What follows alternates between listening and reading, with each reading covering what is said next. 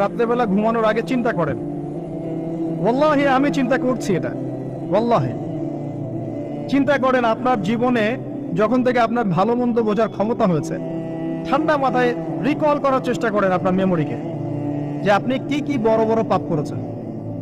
পারা যাবে? একটা খাতা নেন সামনে, নিয়ে লিখেন যে আমি 10টা বান্ধবীর সাথে প্রেম করেছি, বড় পাপ তো যে না। আমি মদ খেয়েছি বন্ধুদের সাথে, আমি গুন্ডাগিরি করেছি, একজনের হাতের রক কেটে দিয়েছি, পায়ে রক কেটে দিয়েছি, আছে না এগুলো আমার নামে মানুষের? আমি রিলিফের মাল মেরে খেয়েছি, আমি বোনের সম্পত্তির অধিকার দেইনি, পিতা মাতাকে আমি বৃদ্ধাশ্রমে পাঠিয়েছি, আমি এটা করেছি ওটা করেছি, হিসাব করা যাবে না? এগুলো তো করেছি আর করি নাই। আমি নামাজ পড়ি নাই এতদিন, এত ওয়াক্ত, আমি যাকাত দেই নাই, আমি রোজা রাখি নাই, পারা যাবে না? আমরা না করলে কি হবে? লেখা আছে না, দেখানো হবে না? সে ব্যক্তি বুদ্ধিমান যে নিজের হিসাব নিজে নিয়ে নিল দুনিয়ায়। এই জায়গায় আসেন, নিজের হিসাব নিজে নিয়ে নেন দুনিয়ায়। এবার আপনি দেখবেন যে আপনার আমার পাপগুলো দুই ভাগে বিভক্ত। একটা হচ্ছে আল্লাহর সাথে জড়িত, আর একটা মানুষের সাথে জড়িত। আল্লাহর সাথে যেগুলো জড়িত, ইনশাআল্লাহ 2 রাকাত নামাজ, অনলি 2 রাকাত নামাজ, ওযু করে এসে মুখলেস ভাবে আদায় করে চোখের পানি ফেলে দিয়ে শেষ রাতে আল্লাহকে বলা, আল্লাহ আমি এই পাপ করেছি, আল্লাহ আমাকে মাফ করুন। আল্লাহ রাব্বুল আলামিনের জন্য এটা মুহূর্তের ব্যাপার, আপনার সমস্ত পাপকে আল্লাহ পাক নেকি দিয়ে পরিবর্তন করে দিবেন ইনশাআল্লাহ। সূরা ফুরকানের শেষের দিকে আছে, ইল্লা মান তাবা ওয়া আমানা ওয়া আমিলা আমালান সালিহান ফাউলাইকা ইউবাদদিলুল্লাহু সাইয়্যাতিহিম হাসানাত। যারা তওবা করবে, ঈমান নিয়ে আসবে এবং আমলে সালেহ করবে, আমি আল্লাহ তাদের সমস্ত গুনাহগুলোকে নেকি দিয়ে পরিবর্তন করে দিব ইনশাআল্লাহ। আর এক শ্রেণীর পাপ পাবেন, সেটা হলো বান্দার সাথে জড়িত। এটা আল্লাহর কাছে মাফ চেয়ে লাভ নাই। আমাকে এসে বলতে হবে, ভাই আপনাকে গালি দিয়েছি, মাফ করে দেন। আমার আপনার কাছে গিয়ে বলতে হবে, ভাই আপনার গীবত করেছি, আমাকে মাফ করে দেন। আপনি আরেক ভাইয়ের কাছে গিয়ে বলবেন, ভাই আপনার টাকা আমি মেরে খেয়েছিলাম, টাকা নেন, শোধ করে নেন। প্রতিবেশীকে বলতে হবে, ভাই জমি নিয়ে নেন, জমি আমি মেরে খেয়েছিলাম। জনগণের সামনে এসে বলতে হবে, এই যে চালের বস্তা তোমাদের ছিল, আমি মেরে খেয়েছি, নিয়ে নাও। এত সহজ না। না হলে এগুলো কিয়ামতের মাঠে জমা থাকবে এবং পুলসিরাতে তারা দাঁড়িয়ে থাকবে। যখন আপনি আমি অনেক নেকি নিয়ে উঠবো, আল্লাহ পাক বলবেন, নেকি দিয়ে দাও। কেন দিব? কারণ অমুককে গালি দিয়েছো, অমুকের টাকা নিয়েছো, ফেরত দাওনি, অমুকের কাছ থেকে অমুককে অপবাদ দিয়েছো, অমুকের সম্পত্তি মেরে খেয়েছো, অমুকের জমি মেরে খেয়েছো, ইত্যাদি ইত্যাদি। এখন তোমার নেকি দিয়ে ওদেরকে শোধ করো। তোমার আমল নামা থেকে নেকি সব চলে যাবে, আর ওর আমল নামা থেকে গুনাহ আপনার আমল নামায় চলে আসবে। বলেন নাউযুবিল্লাহ। আল্লাহ পাক পরকালে আমাদেরকে যেন বান্দার সাথে জড়িত হক নিয়ে না ওঠান। আমিন। একটা দোয়া করতে পারেন, আল্লাহুম্মা কফিনি বিহালালিকা আন হারামিক ওয়া আগনিনি বিফদলিকা আম্মান সিওয়াক। আশা করা যায় আল্লাহ পাক আপনার দুনিয়ার ঋণ দুনিয়ায় শোধ করে দিবেন ইনশাআল্লাহ। কি দোয়া বললাম? আল্লাহুম্মা কফিনি বিহালালিকা আন হারামিক ওয়া আগনিনি বিফদলিকা আম্মান সিওয়াক। হিসনুল মুসলিম বইটা পড়েন, পাবেন ইনশাআল্লাহ। তো যেটা বলছিলাম প্রিয় ভাইয়েরা, সামনে সিজন আছে, আমল নামা হিসেব করে নেন, রমাদান মাসটাকে কাজে লাগান। নবী সাল্লাল্লাহু আলাইহি ওয়াসাল্লাম বলেছেন, সেই ব্যক্তির জন্য ধ্বংস যে রমজান মাসকে পেল, রমজানকে পেয়েও তার গুনাহ মাফ করাতে পারল না। নবীর নাম শুনে আমরা কেউ দৌড় পড়লাম না। নবী সাল্লাল্লাহু আলাইহি ওয়াসাল্লাম বলেছেন, সেই ব্যক্তি ধ্বংস হোক যে রমজান মাসকে পেল, কিন্তু এই রমজান মাসকে পেয়েও তার গুনাহ মাফ করাতে পারল না। আমরা এদের অন্তর্ভুক্ত হতে চাই না। আল্লাহ পাক হেফাজত করুন। রমজানের আগেই প্রিপারেশন নেন, মানসিকভাবে আমল নামা গুছিয়ে ফেলেন, টার্গেট করেন আপনি কি চাচ্ছেন রমজান মাসে। 30টা সওম তো আছেই, 5 ওয়াক্ত নামাজ জামাতে পড়ার চেষ্টা করেন, তারাবির সালাতগুলো আদায় করার চেষ্টা করেন। আল্লাহ পাক তৌফিক দান করুন। অন্তত একটা বার কোরআনকে খতম করার চেষ্টা করেন। প্রতিদিন 1 পারা করে পড়লে খতম হবে, পারা যাবে না? যারা পড়তে জানি না, এখনই পড়া শিখে নেন। 1 মাস আছে, পড়া শিখে নেন। রমজান মাসে মসজিদ ভিত্তিক কোরআন শিক্ষার তালিম এবং কোর্স চালু করেন, মানুষকে কোরআন শিখান। 5 ওয়াক্ত নামাজের পরে দারসে হাদিস চালু করেন, মানুষকে হাদিস শেখান। মহিলাদের জন্য, মা বোনদের জন্য কোরআন শিক্ষার ব্যবস্থা করেন, ওদেরকে বাসায় শেখান। রমজান মাসে বাজারে বেশি যাবেন না, বেশি আড্ডাবাজি করতে বসবেন না। 3-4 জন মিলে এক জায়গায় আড্ডা মারতে বসবেন না, দিনই আলোচনা ছাড়া।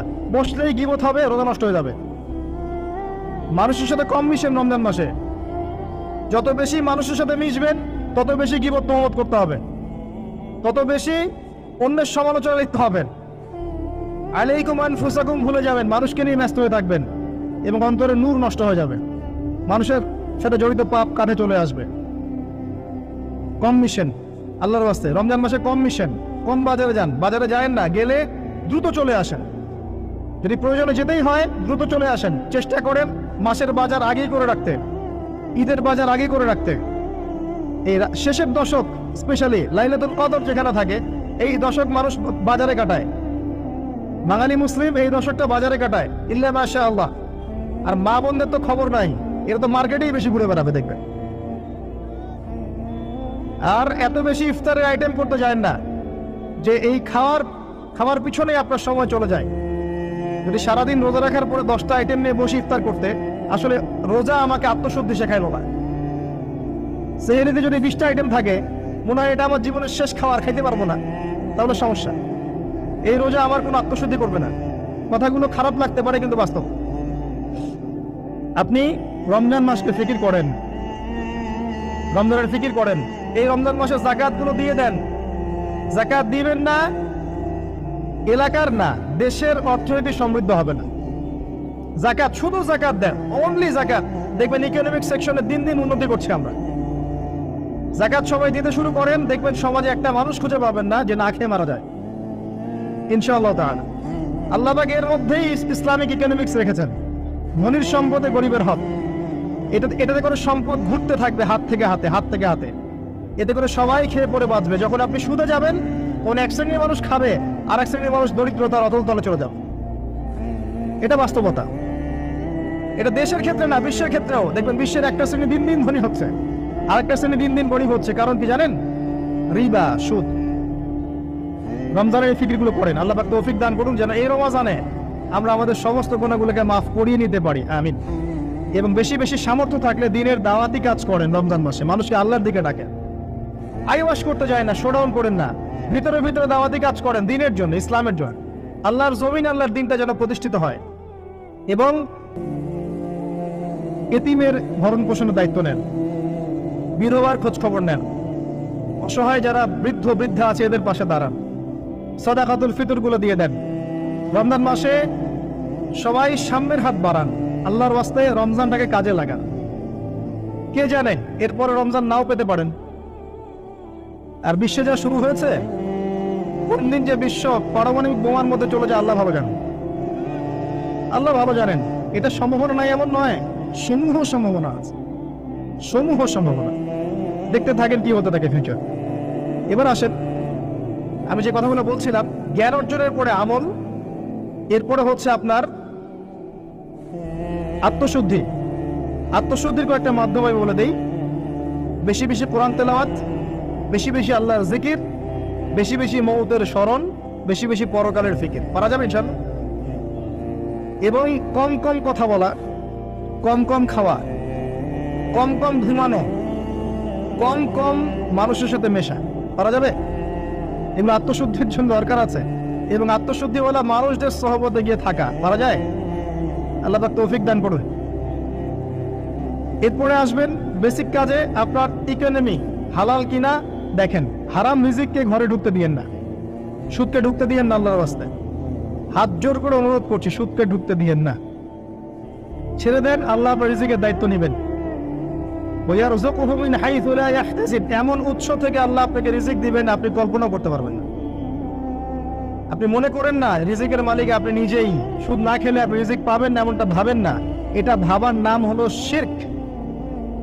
এটা শোনেন, যখন আপনি মনে করছেন যে এটা ছাড়তে আমি পারবো না, যদি আমি ছেড়ে দেই আমার পরিবার চলবে না, আমি চলতে পারবো না, মানে আপনি মনে করছেন রিজিকের মালিক আপনি নিজেই। এটা শিরক। আল্লাহর উপর তাওয়াক্কুল করে ছেড়ে দিতে পারলে দেখবেন আল্লাহ আপনাকে বেহিসাব রিজিক দেবেন ইনশাআল্লাহ। এটা আপনি কল্পনা করতে পারবেন না। মিন হাইসু লা ইয়াহতাসিব, আপনার কল্পনার বাহির থেকে আল্লাহ আপনার রিজিক দিবেন ইনশাআল্লাহ। আপনি কল্পনা করতে পারলে আয়াতটা ঠিক হবে না, আপনার কল্পনার বাহির থেকে রিজিক আসবে ইনশাআল্লাহ। এবং এটা হচ্ছে দিন দিন বহু মানুষ সুদ ছেড়ে দিচ্ছে, আলহামদুলিল্লাহ। এবং হালাল ব্যবসা করছে, হালাল কিছু করার চেষ্টা করছে, আল্লাহ পাক ওদেরকে না খাইয়ে রাখেন নাই, বরং সুদখোরদের চেয়ে ভালো রেখেছেন। আলহামদুলিল্লাহ। চেষ্টা করেন এরপরে বেসিক পরিবারের আদর্শ ঠিক করার জন্য। পরিবারে কালিমা থাকবে, কি থাকবে? লা ইলাহা ইল্লাল্লাহ, তাওহীদ থাকবে, পরিবারের সুন্নত থাকবে, পরিবারে তালিম থাকবে, পরিবারের মধ্যে পর্দা থাকবে, এবং এগুলো বাস্তবায়নের চেষ্টা আমরা করব। যদি এরপরে পরিবারবর্গ না শোনে, আপনি আসহাবুল কাহফ হয়ে যান। কথা বোঝা যায়? যদি বলতে বলতে বুঝাতে বুঝাতে দাওয়াত দিতে দিতে আপনি ক্লান্ত হয়ে যান, কিছুতেই মানুষ আপনার পরিবারগত কথা না শোনে, সেপারেট পরিবার গঠন করে, আলাদা পরিবার করুন, একা থাকেন, সুসম্পর্ক বজায় রাখেন, যার যার হক তাকে তাকে দিয়ে দেন, কিন্তু আপনি আলাদা পরিবার গঠন করেন, নিজে একা থাকেন। আমরা অনেকে মনে করি যে আলাদা হয়ে যাওয়াটা খারাপ। আত্মীয়তার সম্পর্ক বজায় রেখে আলাদা ইসলামিক পরিবার গড়া সুন্নত। কথা কি বুঝাতে পারছি না?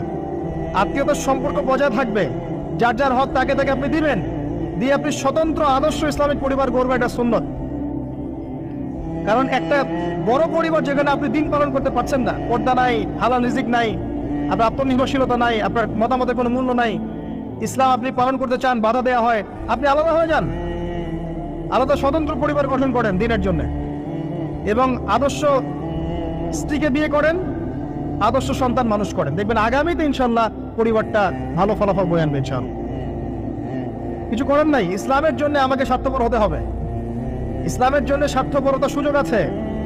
যখন দাওয়াত দিতে দিতে বোঝাতে বোঝাতে মানুষ একবারে ক্লান্ত হয়ে যায়, তখন নূহ আলাইহিস সালাম পর্যন্ত বলেছেন, রব্বি আন্নী মাগলুবুন ফান্তাসির, আল্লাহ আমি পরাজিত হয়ে গেছি, আমাকে সাহায্য করো। আল্লাহ পাক প্লাবন নামিয়ে দিয়ে সবাইকে ধ্বংস করে দিয়েছে। লূত আলাইহিস সালাম শেষমেশ তার স্ত্রীকে ছেড়ে চলে গেলেন। নূহ আলাইহিস সালাম তার সন্তানকে রেখে চলে গেলেন। মুহাম্মদ সাল্লাল্লাহু আলাইহি ওয়াসাল্লাম তার চাচাদেরকে রেখেই চলে গেলেন মদিনায়, হিজরত করলেন। চাচার ইসলাম কবুল করলো না। আবু লাহাব করেছে? করে নাই। ইভেন আবু তালেব, যিনি দীর্ঘদিন নবী সাল্লাল্লাহু আলাইহি ওয়াসাল্লামকে সাপোর্ট দিয়েছেন, সর্বশেষে গিয়ে কালিমা পড়তে বলেছেন নবী সাল্লাল্লাহু আলাইহি ওয়াসাল্লাম, তিনি কালিমা পড়েন নাই, বলেছেন আমি আব্দুল মুত্তালিবের ধর্মের উপরেই থাকলাম। কি হলো তাহলে? ইচ্ছা করে কাউকে হেদায়েত দেয়া যায়? আল্লাহর পক্ষ থেকে হেদায়েত আসে। আসহাবুল কাহফ সমাজে টিকতে পারলেন না, গুহায় চলে গেলেন। আল্লাহ পাক 309 বছর ঘুম পাড়িয়ে রাখলেন, আবার জীবিত করলেন। তারা কি জান্নাতি নন? ইব্রাহিম আলাইহিস সালাম বাবাকে এত নসিহত করলেন, বাবা বলল বের হ বাসা থেকে, না হলে মাথা ফাটিয়ে দেবো রজম করে। উনি চলে গেলেন, সাথে একজন তার স্ত্রী সারাহ আলাইহিস সালাম, তাকে নিয়ে চলে গেলেন প্যালেস্টাইন। প্যালেস্টাইনের নাম শুনেছেন? কোথায়? শেষ জামানার সবচেয়ে ইম্পর্টেন্ট জায়গা প্যালেস্টাইন। মনে রাখবেন, শেষ জামানায় যত কিছু ঘটছে এর কেন্দ্র হচ্ছে ফিলিস্তিন এবং জেরুজালেম। ওই জায়গাটার জন্য এত কিছু, বিশ্বে যা কিছু দেখছেন ওই জায়গার জন্য এত কিছু। কিছু মানুষ চায় ওখান থেকে বিশ্ব শাসন করতে, এবং তারা সেটা করবেও। এটা একটা সাময়িক সময়ের জন্য, তারপরে ইনশাআল্লাহ তাআলা মুসলিমরা ওদের গর্দান উড়িয়ে দিবে ইনশাআল্লাহ। এবং ঈসা আলাইহিস সালাম সেখান থেকে ইসলামী খেলাফা আবারও বাস্তবায়ন করবেন ইনশাআল্লাহ তাআলা। আসেন, এই বেসিক কাজগুলো করেন প্রিয় ভাইরা। আর আল্লাহ পাক আমাদেরকে কিছু প্রতিভা দিয়েছেন, কাউকে জান, কাউকে মাল, কাউকে লিখার ক্ষমতা, কাউকে বলার ক্ষমতা। যদি একটা মসজিদ করতে পারেন করেন, একটা মাদ্রাসা করতে পারেন করেন, একটা শিক্ষা প্রজেক্ট করতে পারেন করেন, একটা ইসলামিক এনজিও করতে চান করেন, এতিমদের দায়িত্ব নেন, কোনো প্রজেক্ট করেন, মানবতার সেবামূলক কোনো কাজ করেন। পলিটিক্সের থেকে ভালো কিছু করতে চান করেন, পলিটিক্সের থেকে যদি ভালো কিছু করতে পারেন সেটাও করেন। মানে আপনি যেখানে আছেন সেখান থেকে দিনের জন্য কিছু করেন, পারবেন না? একজন মানুষ ধরেন একটা এলাকার রাজনৈতিক নেতা, তার পক্ষে কি পসিবল না ইসলামের জন্য কাজ করা, মানুষের ভালো করা সম্ভব না? পসিবল, এবং অনেক ক্ষেত্রে আমার চেয়ে বেশি পসিবল। একজন আলেম, তার জন্য কি এইসব মঞ্চে বসে দিনের কথা বলা সম্ভব না? মানুষকে দিনের পথে ডাকা সম্ভব না? একজন মসজিদের মুতাওয়াল্লি, তার জন্য কি মসজিদটা আবাদ করা সম্ভব না? একটা মাদ্রাসার প্রতিষ্ঠাতা, তার জন্য কি মাদ্রাসা আবাদ করা সম্ভব না? আমাদের প্রত্যেককে আল্লাহ পাক কিছু না কিছু সুযোগ দিয়েছেন, ওগুলোকে ফাইন্ড আউট করে আল্লাহর ওয়াস্তে যে কয়দিন বেঁচে থাকবো দিনের জন্য কিছু করে কবরও যাই, ইনশাআল্লাহ জান্নাত পাওয়া যাবে। এগুলো বাস্তব কথা, প্র্যাকটিক্যাল কথা। আর একটা কথা মনে রাখবেন, আল্লাহ পাক বলেছেন নাসুল্লাহা ফানাসিয়াহুম, যারা আল্লাহকে ভুলে যাবে আল্লাহ ওদেরকে ভুলে যাবেন। যারা আল্লাহকে ভুলে যায় আল্লাহ তাদেরকে ভুলে যান। ইন্নাল্লাহা লা ইউগাইয়িরু মা বিকওমিন হাত্তা ইউগাইয়িরু মা বিআনফুসিহিম। একটা কওম যতক্ষণ তার অবস্থা পরিবর্তনের চেষ্টা করে না, আল্লাহ পাক ওই কওমের অবস্থা পরিবর্তন করেন না। ইন তানসুরুল্লাহ ইয়ানসুরকুম ওয়া ইউসাব্বিত আকদামাকুম। তোমরা যদি আল্লাহর দ্বীনকে সাহায্য করো তবেই আল্লাহ তোমাদেরকে সাহায্য করবে, তোমাদের পদযুগল দৃঢ় রাখবে। আমার কথা শোনেন, তোমরা যদি আল্লাহর দ্বীনকে সাহায্য করো তবেই আল্লাহ তোমাদেরকে সাহায্য করবে। এমনি এমনি সাহায্য আসবে না, আসবে না, কখনোই না। এভাবে ঘাপটি মেরে বসে থাকলে আর সবাই খারাপ হয়ে গেছে, আমি ভালো, নিজে বাঁচলে বাপের নাম, অথবা সমাজটা পচে গেছে, এখন আর কিছু করা যাবে না, এইসব চিন্তা করে যারা কম্বল দিয়ে মুড়ি দিয়ে শুয়ে থাকবে, তারাও ধ্বংস হয়ে যাবে এক সময়। ধ্বংস হওয়ার সময় ওরাও বাদ থাকবে না, ওরাও ধ্বংস হয়ে যাবে। তো আল্লাহর দ্বীনকে সাহায্য করেন যার যতটুকু ক্ষমতা আছে, প্রতিভা আছে, আল্লাহ পাক সামর্থ্য দিয়েছেন। আল্লাহ পাক একটা সুসংবাদ দিয়েছেন, ইয়া আইয়ুহাল্লাযীনা আমানু, হে মুমিনগণ, ওয়ালা তাহিনু ওয়ালা তাহজানু, তোমরা হীনবল হয়ো না, দুশ্চিন্তাগ্রস্ত হয়ো না, ওয়া আনতুম লা আলাউনা, তোমরাই বিজয়ী হবে ইনশাআল্লাহ। ইন কুনতুম মুমিনিন, যদি প্রকৃত অর্থে তোমরা মুমিন হয়ে থাকো, যদি তোমরা প্রকৃত অর্থে মুমিন হয়ে থাকো, তোমরাই বিজয়ী হবে ইনশাআল্লাহ। হীনবল হয়ো না, দুশ্চিন্তাগ্রস্ত হয়ো না। আল্লাহ পাক আরো আয়াতে বলেছেন, তোমরা কি ভেবেছো এমনি এমনি জান্নাতে চলে যাবে? যতক্ষণ না আল্লাহ পাক তোমাদেরকে পরীক্ষা করছেন, যতক্ষণ না আল্লাহ পাক দেখে নিচ্ছেন কে তোমাদের মধ্যে সবর করনেওয়ালা আর প্রচেষ্টা চালানেওয়ালা, তোমরা কি ভেবেছো এমনি এমনি জান্নাতে চলে যাবে? সেগুলো হচ্ছে বাস্তব কথা। এবার আসেন, এখন আমরা যে পরিস্থিতির মধ্যে আছি, এখান থেকে পুরোপুরি উত্তরণ সম্ভব না, ফুল স্টপ। যা দেখছেন ফিতনা ফাসাদ, যা দেখছেন ব্যক্তিগত জীবনে, পারিবারিক জীবনে, সোশ্যালি, ইকোনমিক্যালি, জিওপলিটিক্যালি, এই ফিতনা ফাসাদগুলো থেকে পুরোপুরি রিকভার করা এখন সম্ভব না। এবং এটা আইএমএ জাহিলিয়াতের সেই জাহিলিয়াতগুলোকে হার মানাচ্ছে দিন দিন। এখানে নবী সাল্লাল্লাহু আলাইহি ওয়াসাল্লামের সিরাত বা জীবনী, এটা ঘেটে দেখবেন তিনি কিভাবে সমাজ সংস্কার করেছেন, ওটাই পথ পদ্ধতি, এর বাইরে কোনো পথ নাই। আর একটা দিন যাবে আর আপনার কাছে মনে হবে গতকালটা আজকের দিনের চেয়ে ভালো ছিল। যতদিন যাবে আলামাতুস সাআহ, আখিরুজ জামানের সাইনগুলো আরো প্রকাশিত হতে থাকবে। মানুষ মারা যাবে, মানুষ বেশি বেশি মরবে, মহামারীতে হোক, হত্যাকাণ্ডে হোক, যুদ্ধে হোক, মানুষ মরবে বেশি বেশি। সামনে উলামায়ে কেরামের সংখ্যা কমতে থাকবে, জাহেলদের সংখ্যা বাড়বে। যত দিন যাবে আল্লাহর প্রাকৃতিক গজবগুলো বাড়বে, ভূমিকম্প বলেন, মহামারী বলেন, জলোচ্ছ্বাস বলেন, ভূমিধস বলেন, আকৃতি পরিবর্তন বলেন, এগুলো বাড়বে। যতদিন যাবে হালাল রিজিক সংকীর্ণ হবে, জিনা বাড়বে, মাদক বাড়বে, মানুষ জিনা করবে হালাল মনে করে, মাদক খাবে হালাল মনে করে। যতদিন যাবে মেয়েদের সংখ্যা বাড়বে, পুরুষরা কমতে থাকবে, এবং ছেলেরা মেয়ের পোশাক পরে ঘুরবে, মেয়েরা ছেলের পোশাক পরে ঘুরবে। যতদিন যাবে ফাংশনাল জায়গাগুলোতে মেয়েরা চলে আসবে, ছেলেরা পিছিয়ে পড়বে। যতদিন যাবে যুদ্ধ বিগ্রহ বাড়বে, এবং সামনের যুদ্ধগুলো প্রথম ওয়ার্ল্ড ওয়ার, সেকেন্ড ওয়ার্ল্ড ওয়ারকে হার মানাবে। ওগুলো কিছুই নেই সামনে, ম্যাসাকার হয়ে যাবে পৃথিবী, ম্যাসাকার। একটা কান্ট্রি, অস্ট্রিয়া হাঙ্গেরি, সেখানে রাজপুত্রকে গুলি করা হয়েছে তার স্ত্রী সহ। এই ইস্যুটাকে কেন্দ্র করে সে তার পার্শ্ববর্তী দেশটাকে আক্রমণ করলো 2 সপ্তাহ পরে। এখন পার্শ্ববর্তী দেশের বন্ধু রাষ্ট্র ছিল রাশিয়া। সে বলল যে আমার বন্ধুকে আক্রমণ করা হলে আমি চুপ থাকবো না। আর অস্ট্রিয়া হাঙ্গেরি বললো আমি আমার বন্ধুকে ডেকে নিয়ে আসছি। তাহলে কে তোমার বন্ধু? জার্মানি। জার্মানিকে ডেকে আনা হলো, জার্মানি যুদ্ধে ঝাঁপিয়ে পড়লো অস্ট্রিয়া হাঙ্গেরির জন্য। রাশিয়া এদিক থেকে জার্মানিকে আক্রমণ করছে, জার্মানি এদিক থেকে ডিফেন্ড করছে। এদিকে অস্ট্রিয়া হাঙ্গেরি তার প্রতিবেশীকে আক্রমণ করছে। এবার ফ্রান্স বলল যে রাশিয়া আমার বন্ধু, আমি জার্মানিকে ছাড়বো না। তখন ফ্রান্স যুদ্ধে চাপ দিল, সে জার্মানির এগেইনস্টে যুদ্ধ করলো। বেসাকার অবস্থা, এমন যুদ্ধ যে একদিনে 17,000 মানুষ মারা গেছে, কয়েক ঘন্টার মধ্যে 17,000 মানুষ শেষ, এমন হয়েছে। এবং পানি পথে, আকাশ পথে, সব পথেই হয়েছে। এবার ব্রিটেন বলছে, ব্রিটেন যে ফ্রান্স আমার বন্ধু, আমিও চুপ থাকবো না, সেও যুদ্ধে চলে আসলে। কি ইস্যুটা ছিল? ওই যে রাজপুত্রকে গুলি করে হত্যা করেছে 1974 সালের সামার গ্রীষ্মকালে। এই একটা ইস্যু থেকে আস্তে আস্তে একটা একটা করে দেশ হতে হতে হতে হতে আমেরিকা পর্যন্ত ইনভলভ হয়েছে, এবং 5 থেকে 6 বছরের ব্যবধানে কয়েক কোটি মানুষ মারা গেছে, কয়েক কোটি। এগুলো হিস্ট্রি পড়েন। সামান্য ইস্যু নিয়ে বিশ্বে কি হতে পারে আপনার কল্পনাও নাই।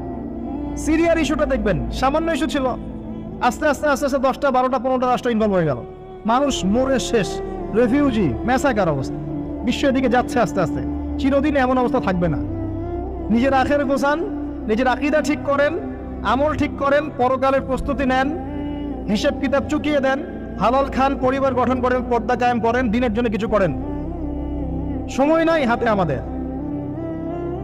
ব্যক্তিগত কাজগুলো বেশি বেশি করে করেন, ওই দিকে দেখার সময় নাই। ওগুলো দেখে আপনি কিছু করতে পারবেন না, মানে হাত বন্ধ, কিছু করার নাই। অতএব ওইসব বড় বড় ফিকির করে এখন আপনার লাভ নাই। ওটা যাদের করে তারা করবে, যাদের ওইসব ক্ষমতা আছে ওরা করবে, আপনি আমি করতে পারবো না। কিন্তু পরিস্থিতি বুঝতে পারছি যে পরিস্থিতি ভালো না, নিজের পরকালের ফিকির করেন। যতদিন যাবে এগুলো বাড়বে, এবং মানুষের মধ্যে নৈতিকতা কমবে, পারস্পরিক হৃদ্যতা ভালোবাসা কমে যাবে। বাপকে হত্যা করবে সন্তান, মাকে হত্যা করবে সন্তান, পিতা মানুষের দাস দাসীর মতো আচরণ করা হবে। দেখবেন কয়েকদিন পর জেনে এমন ভাবে বাড়ছে যে মানুষ মেয়েদের দিকে আকর্ষণ হারিয়ে ফেলে ছেলেদের সাথে জেনা করা শুরু করবে। এটাও দিন দিন বাড়ছে এখন। এরপর মানুষ কি করবে জানেন? গবাদি পশুর সাথে জেনা করবে। দেখে নিয়েন, এই কথাও চলবে ইনশাআল্লাহ। আর ইকোনমিক সেকশনে তো অনেক আগে বলেছিলাম, আপনার টাকার মান কমবে, সম্পত্তি লস হবে, দিন দিন দিন দিন এদিকে ওয়ার্ল্ড যাবে। কি করবেন? ওই যে কাজগুলো বলেছি, বেসিক কাজগুলো ঠিক করেন। আল্লাহর ওয়াস্তে প্রথমে তওবা করে আল্লাহর দিকে ফিরে আসেন, আকীদা ঠিক করেন, আমল বেশি বেশি করার চেষ্টা করেন, সুন্নাহ মাফিক জীবনযাপন করেন, আল্লাহর ওয়াস্তে হালাল খান, হারামে যায় না, পারিবারিক আদর্শ সুন্দর করার চেষ্টা করেন। যদি কথা না শুনে একক পরিবার গড়ে তোলেন, সন্তান ছোট দিকে মানুষ করেন, আপনার জানমাল যা আছে এটাতে দিনের কোনো খেদমত করেন, চেষ্টা করেন দিনের কোনো কল্যাণ করার জন্য, যেটাকে নিয়ে আপনি আল্লাহর সামনে দাঁড়াবেন, আল্লাহ আমি মাজুর ছিলাম, এতটুকু করে তোমার কাছে এসেছি, আমাকে মাফ করে দাও। এর বেশি কিছু আমার বলারও নাই, আসলে আমাদের করারও আছে বলে আমার মনে হয়। আল্লাহ পাক আমাদের সবাইকে কথাগুলো বোঝার তৌফিক দান করুন, এবং আমাদের সবাইকে আল্লাহ পাক আকীদা সংস্কার করার তৌফিক দান করুন। বেশি বেশি নেক আমল করার আল্লাহ পাক তৌফিক এনায়েত করেন। আল্লাহ পাক আমাদের সবাইকে হালাল রিজিকের ব্যবস্থা করে দিন। আল্লাহ পাক আমাদের সবাইকে আদর্শ পরিবার গড়ার তৌফিক দান করুন। আল্লাহ রাব্বুল আলামিন আমাদের যে যেখানে আছে সেখান থেকে দিনের খেদমত করার তৌফিক দান করুন। দুনিয়ার এই শেষ জামানার ফিতনা ফাসাদগুলো থেকে আল্লাহ পাক আমাদেরকে বাঁচিয়ে রাখুন, এবং বেঁচে থাকার জন্য আমাদের মনোবল তৈরি করুন, মানসিকতা তৈরি করুন। মুসলিমদের মাঝে আল্লাহ পাক ঐক্য দান করুন, উলামায়ে কেরামের মাঝে আল্লাহ পাক ঐক্য দান করুন, আমাদের পলিটিক্যাল নেতাদেরকে আল্লাহ পাক হেদায়েত করুন। আল্লাহ পাক আপনাদের সবার যেন একটা সালামতির জিন্দেগি দান করেন। কিন্তু নারীর অবমাননার ওই জাহিলিয়াত থেকে কিন্তু আমরা বের হতে পারি না। আর একটা হচ্ছে, এটা আরো মারাত্মক, গোত্রীয় হানাহানি ছিল প্রকট আইয়ামে জাহিলিয়াত, ছিল না? গোত্রীয় হানাহানি একটা প্রকট আকার ধারণ করা ছিল আইয়ামে জাহিলিয়াতে। আমাকে বলেন, এইটা এখনকার বিশ্বে বা দেশে কি বাদ হয়েছে কিনা? এখন এটা পলিটিক্যাল হানাহানিতে রূপ নেয় নাই, বৈশ্বিক হানাহানিতে রূপ নিছে না? তাহলে ওই যুগে, যে যুগে নবী সাল্লাল্লাহু আলাইহি ওয়াসাল্লামকে আল্লাহ পাক পাঠিয়েছেন, সেই যুগে যে জাহিলিয়াতগুলো ছিল, এখন গ্লোবাল পার্সপেক্টিভে এই জাহিলিয়াতগুলো এখনো আছে, বরং তার চেয়ে আরো বড় মাত্রায় আছে। তখন সুদ ছিল একটা নির্দিষ্ট জায়গায়, এখন ওয়ার্ল্ড ওয়াইড। তখন আপনার জেনা ছিল একটা নির্দিষ্ট জায়গায়, নির্দিষ্ট পরিসরে, এখন পর্নোগ্রাফি দিয়ে একেবারে ফোনে ফোনে। এই ফোনের ওজন কম, কিন্তু কিয়ামতের মাঠে এর ওজন বোঝানো খুব কঠিন হবে। এই ফোনের ওজনটা কম, কিন্তু কিয়ামতের মাঠে এই ফোনের গুনাহের জবাব দেওয়ার যে বিচার, এটা অনেক কঠিন হবে। আল্লাহ পাক আমাদেরকে তাকওয়া অবলম্বন করার তৌফিক দান করে। বিনা প্রয়োজনে ইউজ করবেন, আপনার যতটুকু প্রয়োজন এতটুকু। এখন এই জাহেলিয়াতের সমাজে আল্লাহ পাক এমন একজন মহামানবকে পাঠালেন, একটু কনসেন্ট্রেট করেন, এমন একজন মহামানবকে আল্লাহ পাক এই জাহেলিয়াতের সমাজে পাঠালেন, আইয়ামে জাহেলিয়াতে, মানে আবু জেহেলের যুগে, যিনি মাত্র 23 বছরের ব্যবধানে, কত বছর? মাত্র 23টা বছর দিন রাত অক্লান্ত পরিশ্রম করে ওই জাহেলিয়াতে পূর্ণ সমাজটাকে একেবারে পুরা ইউটার্ন করে একটা আলোকিত সমাজে প্রতিষ্ঠা করে দিয়ে চলে গেলেন। সুবহানাল্লাহ, কত বছর? তিনি কি প্রথমে একা ছিলেন না দুইজন ছিলেন বলেন? আল্লাহ আছেন তার সাথে, ওহী আসছে, এবং তিনি কিন্তু একা, একজন দিয়ে দাওয়াত শুরু করেছে। তিনি তিনি মানে হেরা গুহায় কি করতেন?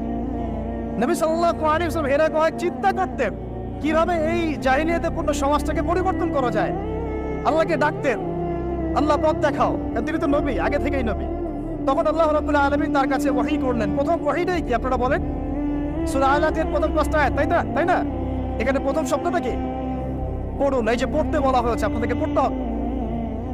ফ্যান্টাসি দিয়ে, গরম গরম বক্তব্য দিয়ে, শুধুমাত্র স্লোগান দিয়ে কিন্তু দিন কায়েম হবে না ভাই। আমি আবার বলছি, গভীর এলেম অর্জন করতে হবে। চল, প্রথম কথা ইকরা, আপনি পড়ুন। এখানে ইকরা বলার কারণ কি? তখন তো শিরক ছিল। আল্লাহ পাক বলতে পারতেন তুমি শিরক করো না, মূর্তি পূজা করো না।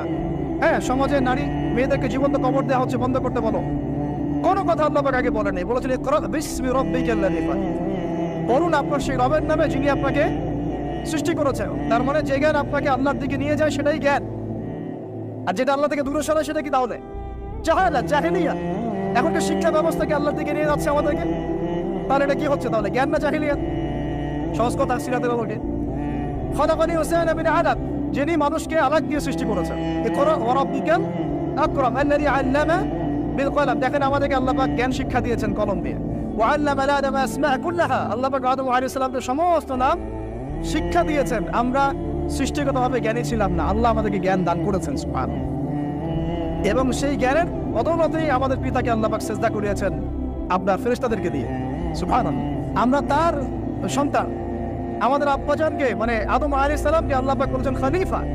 আল্লাহ পাক বলেন নাই যে আমি পৃথিবীতে ইন্নী জাইলুন ফিল আরদি খলিফা, এটা আল্লাহ পাক বলেছেন। আল্লাহ পাক এটা বলেন নাই আমি পৃথিবীতে মানুষ পাঠাতে চাই, পৃথিবীতে আমি নতুন কোনো প্রাণী বা মাখলুক পাঠাতে চাই, এমনটা আল্লাহ পাক বলেন নাই। আল্লাহ বলছেন আমাদের পিতাকে খলিফা। খলিফা মানে যিনি জমিনে আল্লাহর বিধান প্রতিষ্ঠা করেন। ঠিক যেমন দাউদ আলাইহিস সালামকে আল্লাহ পাক বলেছেন ইয়া দাউদ ইন্না জাআলনাকা খলিফাতান ফিল আরদ ফাহকুম বাইনান নাসি বিল হক ওয়া লা তাত্তাবি'ল হাওয়া ইউদিল্লাকা আন সাবিলিল্লাহ। হে দাউদ, আমি তোমাকে পৃথিবীতে আমার খলিফা করেছি, তোমার কাজ পৃথিবীতে ইনসাফ প্রতিষ্ঠা করা, হক প্রতিষ্ঠা করা। হকের মানদণ্ড কি? আল্লাহ পাকের ওহী। আল্লাহর ওহী দিয়ে তুমি মানুষের মাঝে বিচার ফয়সালা করবা, এটাই হলো হক প্রতিষ্ঠা করা। যদি না করো, প্রবৃত্তির ধারণা অনুসরণ করো, মানে মানব রচিত বিধান অনুসরণ করো, তাহলে ইউদিল্লাকা আন সাবিলিল্লাহ, আল্লাহর রাস্তা থেকে এটা তোমাকে সরাই দিয়ে যাও। বলেন আমরা এখন খলিফা শব্দটাই ভুলে গেছি, আর খলিফা থেকে যে খিলাফা আসছে এই শব্দ বলতেও ভয় পাচ্ছি। বাংলাদেশের ইয়াং জেনারেশন এখন যারা মানে ইসলাম প্র্যাকটিস করছে তাদের অনেকেও নামাজ, রোজা, হজ, জাকাত এই শব্দগুলোকে যেভাবে রিসিভ করেন, শরিয়া, ইবাদত, খিলাফা রিসিভ করতে পারেন না। কারণ এর ব্যর্থতার দায় আমাকে নিজের উপর নিতে হবে। কারণ আমি হয়তো বিগত 5 বছরে তাকে এই শব্দগুলো শোনাতে পারি নাই। বিগত 5 বছরের সব লেকচারগুলো ঘটেন আপনারা, সব ওয়াজ মাহফিলের দেখেন কয়টা লেকচারে, কয়টা ওয়াজে এই কথাগুলো, সামগ্রিক দাওয়ার কথাগুলো আছে। তাহলে মানুষ জানবে কিভাবে? তো নবী সাল্লাল্লাহু আলাইহি ওয়াসাল্লামের কাছে প্রথম ওহী আসছে পড়াশোনা কেন্দ্রিক। ভাই আমাদেরকে পড়াশোনা করতে হবে, আর এই পড়াশোনার জন্যই মেলা, বই, যে আয়োজনগুলো হচ্ছে এগুলো কিন্তু আমাদের পড়াশোনার জন্যই। আসলাম, বই কিনলাম, চলে গেলাম, এটা না। আপনাকে একটা সিলেবাস মেনটেন করে পড়তে হবে, একটা সিলেবাস মেনটেন করে পড়াশোনা করতে হবে। তাও একা একা না, ওস্তাদের সহবতে। এটা অনেক ইম্পর্টেন্ট পয়েন্ট। মাথার উপরে মুরব্বী রাখা, বড় বড় ওলামায়ে কেরাম রাখা, নিজেকে মুরব্বী না ভাবা। বহু তুল্লাব এবং বহু আলেম পর্যন্ত নিজেকে শুধু মুরব্বী ভাবার কারণে আর তাদের মাথার উপর থেকে মুরব্বীকে সরিয়ে দেওয়ার কারণে মুহূর্তের মধ্যেই পথভ্রষ্ট হয়ে গেছে। ইভেন তাগুতের দালালিও করে ফেলছে। এমন অনেক ঘটনা আছে, নাজির আছে, আপনারা দেখতে পারবেন। তো আমাদেরকেও ওইরকম উস্তাদ, ওলামায়ে কেরাম, বরেণ্য মুরব্বীদের সহবত এটা জরুরি। সহবত না আসলে তাজকিয়া আসবে না, আর তাজকিয়া না আসলে আপনার আমার দ্বারা কোনো দাওয়াতও সম্ভব না, ওই জিহাদও সম্ভব। বিশ্ব দূষিত কলম দিয়ে আল্লাহর দিন কায়েম সাজায়। আমার কলমটা মুনাওয়ার হতে হবে, নূর লাগবে।